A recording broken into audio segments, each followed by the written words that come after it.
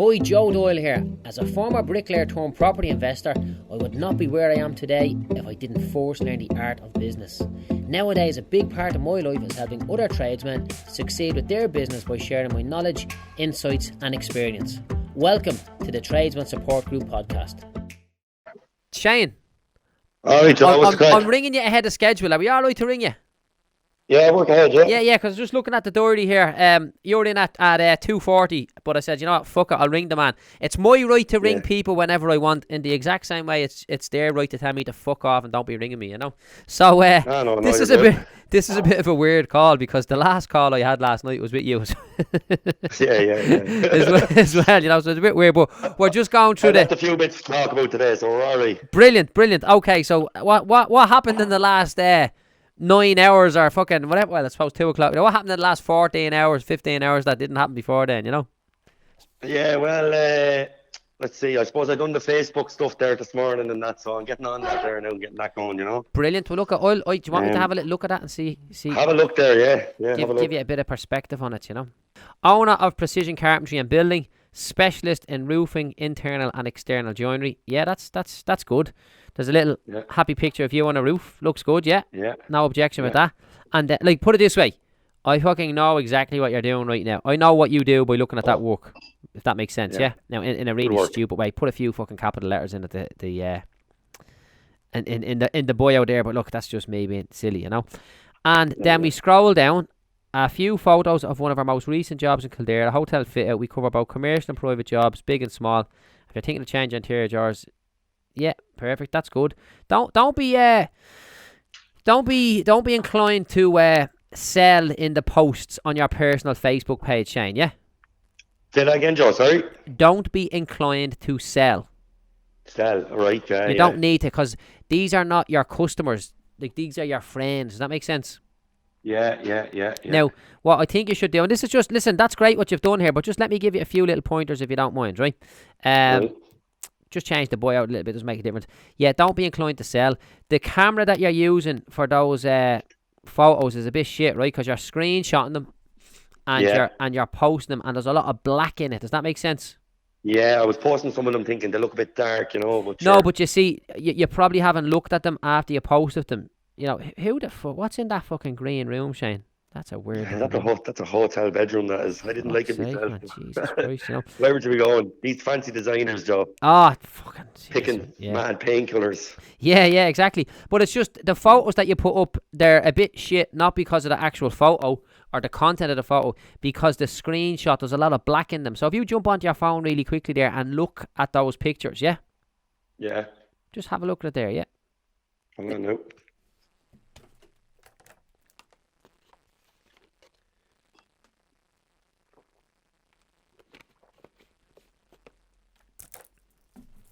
So I'll just show the guys that's watching here. So you can see Shane obviously has like a Samsung phone or something like that.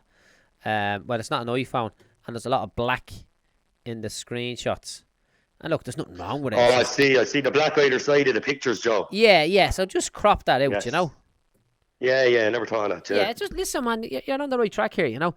But anyways, listen, I'm going to shut up now. What else do we need to have a little chat about? Well, look, I just made a few notes there earlier on this morning. Like, you know, things that kind of be bothering me are staff issues, right? Right. Let me just talk to you on that for a minute if I can, right? I think it's safe to say that probably, let's just say 50% of the people are not worth working with, yeah? And the problem is then when you hire a mate and he's not worth working with, you class it because he's a mate that didn't work out. But chances are most people aren't worth dealing with anyways, if that makes sense, you know? Yeah. So you just need to tighten up, and the best way is to lead by example, in my opinion. Because normally what happens is when you start tightening up, the messers and all that just leave you alone. Say you're flat out and you're struggling for men, you know what I mean? Yeah. You need everybody you can get. Yeah. So, like, friends then, they'd know that, you know what I mean? They take advantage of that, like, you know what I mean? So, lads attack the bollocks a bit more when they know they can get away with it because they know how stuck you are for a man. Whereas if, say, you're not stuck for the man and he's only a number, you know, then they become a little bit more sincere and a bit more helpful. Unfortunately, like, it's an employee's market at the minute. Like, Yeah. now I don't have any difficulty, to be honest, in attracting good men, either on the contract side or either like on stuff in the office there, you know. I've been lucky enough in that regard, you know. But like, my business is kind of different in that I'm people know me, if that makes sense. I'm a bit more kind of known in that end, you know. So it is an employee's market, generally speaking, and they know that they can just fuck off and get a job somewhere else, which is ridiculous. Do you know what I mean? Which is the way it is. Yeah. Lads can take advantage of that then. Yeah. So, but look, I think I nearly have it sorted now anyway, because we were talking about that other job there the other day. Remember? Yes. Well, I think I just about have that sorted now anyway. Right. You know? Now let's just talk about, when you say have that sorted, what do you mean by that? Well, I think the crew's it's probably going to be cut down from 6 or 7 men down to about four men or so. So because of that job going tits up. Will you just drop the mates then? Because the reason they the job, like 1 or 2 of them. Do you know what I mean? Yeah. Yeah. We just have to tighten up with it. I still have a young apprentice. He's only fresh. You know what I mean? He's not a bad lad. Yeah. And I have another lad who's kind of a halfway through an apprenticeship. He's a good old worker. And then I have another friend. Then he's grand when the other lad's not around. Do you know what I mean? Yeah, I know what you mean. Yeah, that happens a lot as well, isn't it? People just act the bollocks like with other people. What one man would bring it down. You know what I mean? This is the example I use. Let's just say that we're having a big party, and it's a barbecue, and you got your swimming pool and all there, and some fucker just comes in and pisses in your swimming pool. And then leaves, and on the way out the door he says, I wouldn't go in there, the fucking water's full of piss. Do you know what I mean? They contaminate that just makes sense. Everything and everyone, but they're the one that caused it, you know, and they think it's okay to. So that is the problem. So look, we get a little handle on that. That's grand, right? What do you think is the next thing that needs to be tackled in business? In my business, I think cash flow issues, you know, keeping cash flow separate from profits. You know, for me, it's all kind of run into the wall. I get paid. It's there, you know, it's paying the lads, it's paying the tax, it's paying me whenever there's enough money in it. Do you know, that kind of a way until the next one comes around, you know? Did you do your make or break sheet and your make or break board? Did I ask that already? I did, yeah. Okay. That leads me straight on to my next one. Right, the make or break sheet, I found them really, really good because it shows the figures exactly where they need to be, right? Yes. But I'm going to be honest, and cut me down if you want, but I wouldn't cut a man down. I'm here to support you. I'm sure most of the other carpenters and plumbers and the like would say I get it, right? If I have 10 men working for me, right? Yeah. The make or break sheets are brilliant because then you can get, because the profit is shared out between more men. It brings their wages down, their hourly rate down a good bit, yeah? Yes.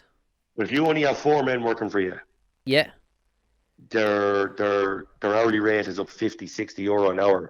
So if I'm going into a builder, and I'm if I'm working on a day rate, yeah, I cannot charge him 50, 60 euro because he won't get me. You get someone else. Okay, so let's have a chat about that. If I'm doing a price job, yeah, well then I can price it a bit differently, you know. But the price will be always higher than what the next man will be. Right. You get me? Okay, can I ask you a few questions on that then? Yeah. So you've got yourself and 4 lads, yeah. Yeah. So each lad needs to contribute 100 quid, yourself included, 100 quid towards the profit of the business, yeah? Yeah. On a daily basis, yeah? Yeah. Okay. So, like, I've just got off the phone to Noel Bulger, who's a carpenter and roofer, yeah? Actually, fuck's sake, he's a carpenter and roofer, same as you, yeah? Same as myself, yeah. He's on his own with an apprentice. Yeah. And he's almost getting his 500 a day now, yeah? Yeah. Right. But go ahead, sorry. So the question is, right, if we just kind of set that aside for a minute, right? And I was to say to Shane Kelly, saying, Shane, what is the purpose of Precision Carpentry? Yeah. Right? To make money. How much? As much as possible. At a minimum of 500 a day. Minimum of 500 a day. I'll tell you, man, I'm gonna have us all like a big fucking army. What's the purpose of that? Make 500 a day, mate, right? But if you roll with me on this, right? So, if I was to say to Shane, what's the purpose of Precision Carpentry? We know it's to make Shane Kelly a minimum profit of €500 per day, right? Right. Yeah. The alternative is, the alternative answer is to do carpentry work, to keep Shane busy, to pay a wage and all that sort of stuff, right? The purpose of Precision Carpentry is to provide a profit of €500 per day for and to Shane Kelly, yeah? Mm-hmm. That is it, right? Yeah. So the question that we need to ask of Precision Carpentry, right, is what could they possibly do to ensure they make a clear profit of 500 a day? Or what type of work could they possibly do to ensure they make a clear profit of 500 a day? Mm-hmm. Yeah. And that is the question. That's like a serious question that I need to ask yourself, right? That's what I need to ask myself and figure it out. Yes, exactly. And like this is this is the way this conversation goes with everybody. And I went like this with no budget there about 2 weeks ago, right? Right. Okay, let's work out how much you need to get 500 a day. Great. Okay, lovely. Let's do that. You know, I'm up for this exercise, right? And I'm sitting at one side of the table. I was in the happy pair having a bit of lunch, right? And he's at the other side of the table. And as we are doing the numbers up, right? It's adding up on the computer screen on the Excel, right? And he starts going towards, and like if he's watching this video, he'll tell you as well, oh jeez, I wouldn't be able to charge that. And I'm like, no, hold on a minute. At this stage, we're in the discovery stage now. We're not in that actual stage, but we're in the discovery stage. You've not charged anyone yet. Yeah. It's just, listen, relax, man. It's only me and you having a fucking cup of coffee here. You know what I'm saying? Like, there's nobody. It's not even real. It's not even out there in the world. It's only me and you talking here, right? You're still brainstorming. Yeah, and then he's getting one step ahead, right? So we arrived at the number. And then we arrive at the number. He's saying, I can't get it. But really what I'm hearing him saying, really the correct and elaborate plain English of what he's saying is, based on the current way I operate, those numbers are not possible. Yeah. And I accept that and acknowledge that. So the next question I need to ask him is, what exactly do we need to do? Or what needs to change that can possibly allow us to get to this number a day, which is 900 a day? And then he takes us 400 off and he's left with us 500, if that makes sense, you know? So when we get that number, the question we ask ourselves is, what could we possibly do to help us get to that point? Yeah. And a fella will often say to me, have you got a website, have you? No. Right. So actually that's brilliant, right? Because a fella will often say to me, I'm getting a website done. And I'm like, okay, what do you do? Oh, I'm a builder, you know? I'm like, this bollocks, right? Really what needs to happen is the make or break sheet needs to be compiled and the make or break board needs to go over the desk or whatever it is, right? The conversation needs to be had of what could we possibly do to hit those numbers, yeah? And then and you might have to do 1 or 2 or maybe even 3 revisions before you get to where you need to be, yeah? Yeah. After that point then, all your marketing goes towards generating that type of work. Does that make sense? Yeah. So what happens is your website then is super specialized to that work. To that exact work. Because you'll still pick up bits and pieces yourself. Does that make sense along the way? Yeah. But you don't put any energy or effort into attracting bits and pieces to you. You put all your efforts into attracting the specific type of work that you want. Does that make sense? Yeah, no, it does. Yeah, perfect sense. Yeah. And that's why then at that point you're ready to get your website done. You know, so for example, when myself and Noah were chatting the other day, we found that like small minor roof repairs and maybe chimney flashing replacements and fitting Velux windows is the right job for him. Yeah. Yeah. So if we went, exactly. Good money for quick. Now you have it. Yeah. Now for you, because you're 4 lads, to get that volume of work will be difficult from the outset. Yeah. However, for himself, because it's just him and an apprentice, if we went onto his website and it was a homepage and there was 3 big buttons: emergency roof repairs, chimney flashing repairs, Velux window replacement. Just 3 of them. Pick one. And nothing else whatsoever. It just means that if I went onto his website and I need either one of them 3 done, he's the man. Because the specialist will always make the money. Whereas if I look at, see that picture that you have there on your Facebook page, yeah? Yeah. Let me just pop in there and have a look at that again. If there's a few tiles that are falling off the roof of my house, yeah? Or the Velux is leaking, yeah? Yeah. I'm not. It looks like I'm more into big stuff. You're going to charge me a fucking fortune for that. Shit. You know, which is my interpretation of the messaging you're putting out there, you know? Yeah, but to be fair, that's only my first first picture because it's a good picture. But as I go on with the Facebook thing, I'm certainly going to start putting up more little pictures of smaller little roofs and little fixer-uppers and. For sure, but let me tell you something here. That picture there, Shane, is perfect for what you are right now. Yeah. Perfect. It's not perfect for no bulger, and it may not be perfect for precision carpentry in 60 or 90 days time after we go through the process of figuring out what is the easiest work to get versus what's the most profitable work, and we try and meet in the middle, and then we roll from there. So I'm not what Noel is doing is right for him. It doesn't mean it's right for you. No, 100%, yeah. And that's what it's all about. So as we go down this road, then we'll have a website, and then we'll have a few other bits and pieces, and then we'll start kind of pushing that as well, But I would say, what is the most expensive job you've done over the last while? Oh, jeez, I don't know. Probably 50 or 60,000 or that. And what is the cheapest?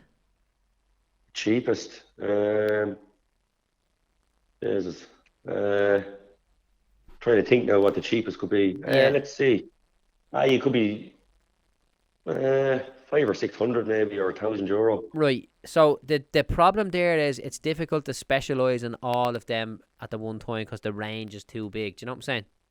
Yeah. So whilst it's okay to do the 500 or 600 quid work on the weekend or whatever else there, we wouldn't want to start putting any marketing out there for that, Yeah.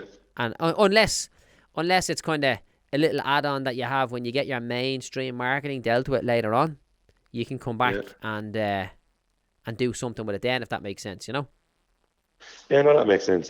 Yeah. So listen, Shane, I think you're on the right track here. We had a little bit speed bump in the road there last week. That's fucking dealt with now. We're moving on to the next one. Yeah. What is there anything else that we need to speak about here today? Well, I have a couple of more bullet points there. Shout away there, my friend. But the next one kind of runs into the next one. So the make or break sheets are deadly, right? The hourly rate. We've gone through that. So the make or break board, right? Yes. So I see how it works, and you put your figures in off your make or break sheet. But how would you do that? Say if you were running a job that was going on for 2 months. Now, okay. What I have been doing, I've a good accountant here at home. She's a good one. But keep her. Keep her. Yeah, she's worth her weight in gold. So she kind of does all little books and stuff at home. Do you know what I mean? Yeah. And she keeps notes of every job and how much I'm paying out in wages and how much I'm bringing in. Do you know what I mean? It's kind of similar. It's on the same line anyway. But how would you work? Can I ask you two questions? Can I ask you two questions on that just before we? What was her thoughts on you getting involved with this 30-day challenge? Yeah, she was all for it. Yeah, brilliant. It was actually her that about 8 or 9 months ago, Joe. She's the one who said, "Here, look at this guy." Oh, brilliant! This guy was you. So I've been following you ever since. Good. So, well, listen. Because she's part of the business, if she wants to get access to the group, just tell her to send a friend request and just put in the message who she is, and we let her in. Yeah, that's no bother. Yeah, she has. She sees everything anyway. I show her the whole lot. You know what I mean? Yeah, no, that's she's my right hand woman, so she is. Of course, yeah. Well, listen, it's more convenient if she wants to be here. It's no problem. That's all. It's all part of the package, right? Yeah. She'll see this video later, Joe, and she's going to say, right, that's it. I'm in. Let me in. You're okay. out. I'm in. Yeah. No, that's fine. Okay, so I interrupt you. I beg your pardon there. You asked me a question there. The make or break board per job. Okay. How often? Because a job isn't a weekly thing, a job is more of a monthly thing. Right, this is the most important thing that you need to remember, right? Which is the profit per job per day. Right? And if you wanted to go and break that down further, it's the profit the reason why obviously the profit is the profit, and the reason why we say per job, because you could have 2 jobs going on, yeah? Per day, because it can go on for a long time.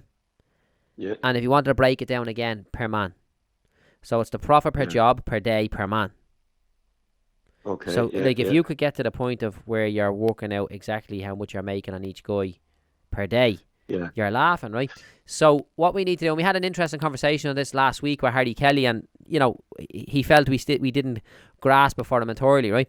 So if you're doing it, let's say an 8-week job, and you're doing labour only, yeah? 8-week job, labour only. How often do you send in an invoice? Well, I suppose if you're looking, you might get 3, 4 or 5 weeks done, and then you'll send one off. Do you know what I mean? Now, and then why would you do that? Just as a matter of interest. Well, you don't want to be looking for money before you have any work done. You know, that kind of a way. Like, and usually with these, when I'm dealing with these QSs, Joe, they normally tend to, you don't get a penny till they've had, like, these guys get paid before the job is done. Do you know what I mean? Yeah, I know that. Yeah. Yeah. Or like they might start the job and they could be waiting for a few pounds and then they'll get it, but they won't pay you any money until they've had money. Do you know that kind of way? Can I make a suggestion to you on that? From that particular job, even though they've got loads of money from the last 10 jobs, do you know that kind of way? Yeah. This is what I think you should do, Shane, right? And let's just explore this a little bit. I think you should basically, systematically, religiously, whatever you want to call it, I think you should send out an invoice probably every second week. Yeah. Right? Now, invoicing is one thing, getting paid is another. So invoicing deals with the profit and loss, getting paid deals with the cash flow, yeah? Yeah, yeah. So would it be safe to say that you could put a value on the work you do on a weekly basis? Yeah, you could, yeah. So why don't you send in your invoice every 2 weeks for the work you've done up to that point? Yeah, well, I could do that, yeah. And then I suppose with some lads, then you could wait 30 days. Other lads, it could be a couple of weeks. You know what I mean? Other lads could be quicker. You know. Well, let's say you're not getting paid for 30 days. Yeah. That doesn't affect when you issue. That should not affect when you issue your invoice. Yeah. No, you're right. Does that make sense? So let's look at this here, right? And the exact opposite of this is like a locksmith or a window repairman who does 5 invoices per day. Yeah. You do one invoice every 2 weeks, right? And you now know how much your break-even point is per day, yeah? Mm-hmm. And then when you issue your invoice on the end of week 2, so what will happen is on your make or break board, you will have 9 zeros in a row. Yeah. And then on the 10th day, when you issue your invoice, you should have an amount that equals the loss on all the other days up to that point, plus some more profit. So when you're doing the make or break board correctly on a daily basis, yeah? If you've made €500, the result should be 0. The bottom line should be 0. If you've made 550, the bottom line should be 50. All right? And the beauty about that is you can hang it anywhere in your office and you don't need to worry about the staff seeing how much money you're making or anything like that, yeah? So what's going to happen is, let's say your daily cost is 500 quid, yeah? So if you're not doing that on a daily basis, you will actually have 500 cost plus the 500 profit you didn't make, right? So you should have minus 1,000 on that board for 9 days in a row. Mm-hmm. And then on the 10th day, you must be issuing an invoice of at least 10 grand. Yes. And that means you're making your 500 a day. Yeah, and even if I haven't got the money in yet, not the fact that I've sent the invoice, I still put it up on the board. Yes. Yeah, because they're two different things. Getting paid is different from actually issuing the invoice. That makes sense?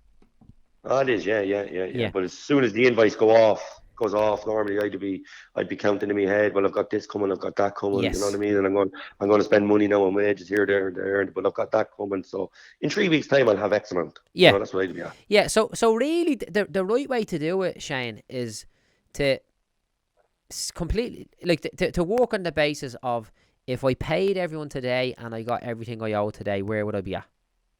Yeah. Right? Yeah. Now, the next calculation is cash flow. And that's a different animal altogether. Yes. You know, because sometimes people get paid in advance before they issue the invoice.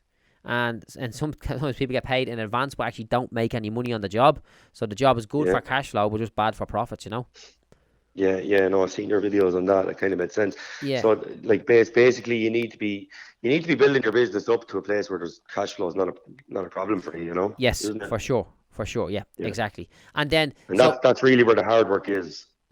Yeah. Well, that's where we start changing the marketing. So I'm saying to you, what job can you get 500 quid a day on, right? However, the job you're getting 500 quid a day on, they might keep you waiting 60 days to get paid. So that's not worthwhile for you unless you've got 60 days cash in the bank. Cash flow. So we might have to look at something else to do. But what's happening here, Shane, and if you see me doing any strategy calls with guys that's been on the group before the 30-day challenge, I'm like, lads, go back and do the make or break, because I put that there, you know, that evolved. I've seen you doing that, yeah, that evolved over the last few months, you know. And like, I'm at the point now where I don't think anybody should be doing anything in their business until they have that, because it just gives absolute clarity, you know. Yeah, no, it is a good thing. Yeah. And like what was I going to say? Straight away, I kind of seen, you know, when I first was speaking to you a couple of months ago, Joe, I said, I've done this job and I've made this amount of money, but where the fuck is it? Yeah. You know, and it's Yeah. only after I done the make or break sheet and I worked out the company's outgoings for the whole year. The overheads and all that, yeah. The overheads, yeah. I was like, that's where the money's gone, you know. Yeah, and a lot of it. What's happening there, and I used to make that mistake myself, you know. Yeah. So what was happening was in the office here on the rent side of things, like we'd kind of fairly low enough outgoings on the regular, and then we had these random fucking big mad bills, like, do you know what I mean? And then Paddy came in and he started changing the accounts around, and he made me pay stuff on a monthly basis, even though it wasn't due for another 6 or 9 months, you know. And then he made last year he made me set up a 2020 account, which was basically an account for projected big expenses, projected unexpected expenses, if that makes sense. Yeah. Yes. And what that done was that brought our profit right down. I was like, oh, for fuck's sake, you know. But it was a more true reflection of where we're at. Yeah, we're ahead of the game, and now our profit was down, and then we spent the last few months building it up, and we've got a few more deals now that'll bring us pretty much back to where we were. Only this time we've got all the kind of, like, for example, you know, we've got property tax goes out in March. It's like fucking $9,000 or something needs to leave in March. You know, it's there because we've been. It might be $8,000. Not sure what the exact number is. It's a fucking lot, but it's been set aside in advance. Where before they'd be like, I'll just fucking take it out of my savings, you know. Yeah, and it's not the right way to do things. But this is what we need to do, Shane. Our business needs to evolve at all times, you know. Yes. Yeah. Like what you're saying there, for my business, like I need to be setting aside all them overheads out of every check, really. 100%, regardless of when they need to be paid. Yeah. And that's what you Otherwise, need to look when it comes to be paying it, it's going to cost you. Yeah, or it'll cost your heartache because you're looking at 50 grand in the bank and you think it's yours, and then all of a sudden 29 of it is gone, and you're like, oh, for fuck's sake, you know. Whereas you're better off just looking at the 21 grand knowing it's yours, because when you've got no profit in the bank, it'll spur you on to go out and do more, you know. And when you've got the money in the bank, you kind of take the foot off the gas, but it's not really your money that's in the bank. It's the taxman's. or whoever the fuck it happens to be. Yeah, exactly. So I suppose what I think we should do, Shane, right, for now, right, is, you know, you've kind of grasped the Facebook thing a little bit there, right? And we get the killer Facebook post going up there in the next couple of days. And start working on the make or break board, right? And the next time we're talking, then we'll probably dive into the exact finance of the business and make a plan for cash flow projections and stuff like that, which is separate from the make or break. But I think for now, let's just get a handle on that and make sure that you have that working correctly. Yeah. And then roll from there. What was the next thing you wanted to talk about there? Next bullet point. Well, there was a few other points, Joe, but to be honest, I think you've covered most of them. Let me see. Should I be on the tools less and spend more time bringing in work? Yes. You know, but yeah, probably. But I think at the minute I need to just go flat out working. Well, we were talking about numbers there the other day, and the margins are quite good on your jobs. Yeah. So if you can knock a few of them out, but fucking go for it, you know. Yeah, then the next thing was the Facebook, but we've covered that, you know. Yeah. I was thinking, could I do more, like turn the private page into a business page? But like you say, why do that when the private page is free? Yes. Do I need to make my private page public for everyone to see? Yes, you should do that. Yeah. Yeah. Because what happens is if you ask me to share something and I share I can make my posts public. Yeah, listen, man. But I mean my actual page. Make the whole fucking thing public, man. Yeah. Sure, look, you can share my post there now, Joe, anyway. I'm sure that'll bring in a couple of jobs. Yeah, for sure. I'll expect you to see you sharing that post. So what we'll do is, right, we get a good result. So when we get something that worked well for you, I'll be happy to share and say, you know, fair play to our man from Precision Carpentry, he done this and that, you know. And that's what I do. When I meet the lads for lunch, I take a picture of every single one of them, with every single one of them. I'm like, right, lads, when you get a win, we're going to share that. And I don't share it until we get a win, you know. Until you have it right. Well, no, it's like when we get a win in the business, because what happens is, if I can, sorry, hold on, man, what's that going on there? If we can do a bit of work together that results in a win for you, I'm happy to share that with my people. Then that you've got a win based on the work we've done, so it serves me, and it also serves you because we get you out then to to other people as well, you know. But you probably, are you putting any posts in the Tradesman support group? I don't think I have, no, to be honest. Because like I say, Facebook wasn't my thing, but I only really got dug into it this morning, you know. So yeah, no, I did share that post in a couple of local pages in Kildare as well, you know, buy and sell pages and local town groups, you know. So it'll get around. Yeah. Yeah, no, so, that's good. And yeah, well, look, will we leave it at that, and we'll have a chat then, you know, next week or whenever it's good for yourself then again, yeah? Yeah, perfect. Yeah, but you are at a very crucial part of the business, a crucial stage of your business now, James, right? So don't fade into the background. Like, I'm very confident that we can get you to your 500 a day in the bank. Yeah, no, look, to be honest, I'm confident I can get the 500 a day. Brilliant. You know, it's just a matter of finding the right work. Yeah, you know? Let's the right way of doing it. Right method. Let's make it happen, and sure we'll chat then later on the week. Is that fair enough? Perfect. Yeah. Okay. Chat to you soon, my friend. Thanks for your time today. Thanks for the call. Thank you. Bye-bye. So, guys, we have now reached the end of our 30-minute episode. Thank you very much for listening in today. If you are struggling with any aspect of your business, do not suffer in silence. All good business owners learn from the mistakes of others. And trust me, I've made a lot of mistakes before getting to where I am today. You can ask me any questions you have by reaching out to me and messaging me on Facebook by searching for the Tradesman Support Group by Joe Doyle. Thanks for listening, and I'll see you next time.